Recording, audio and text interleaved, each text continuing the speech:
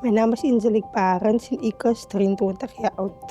Vir my het dit baie beteken. Ek wil altyd aan die ECT gewerk het met kinders, want ek is baie lief vir kinders. En toe met die opportunity of die geleentheid gekom het, het ek dit met al twee hande gegryp. En sover is dit vir my die beste om dinge te leer wat ek nog nooit van geweet het van kinders. Dit het vir my 'n baie groot inspirasie geword en hoekom ek nog altyd so lief is om met hulle te werk. Vir hoe baie kinders van ons af leer deur wat hulle sien. En nie net altyd wat mense vir hulle beleer nie, maar wat hulle sien, hoe ek met iemand anders optree, beteken dat hulle ook môre so gaan optree.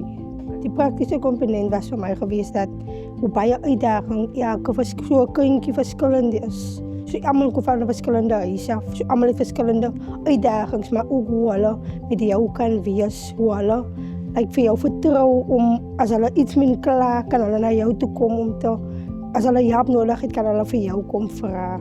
Ek hoop vir nog groei, om elke dag te leer hoe om met hulle te werk en om altyd vir hulle eerste te sit by die huis, by die skool, om vir hulle te laat safe voel en even in die ronde saam met hulle.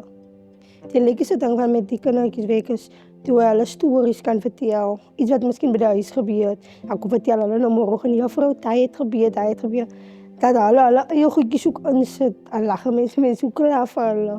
Ek sal vir mense aanbeveel, maar net as jy die liefde het vir kinders. Nie as jy nie passie en nie uitdol vermoë het om met kinders te werk, die lang moet, dan sal ek sê nie, maar as jy lang moet het en weet ek kan met kinders werk, sal ek dit beslis aanbeveel.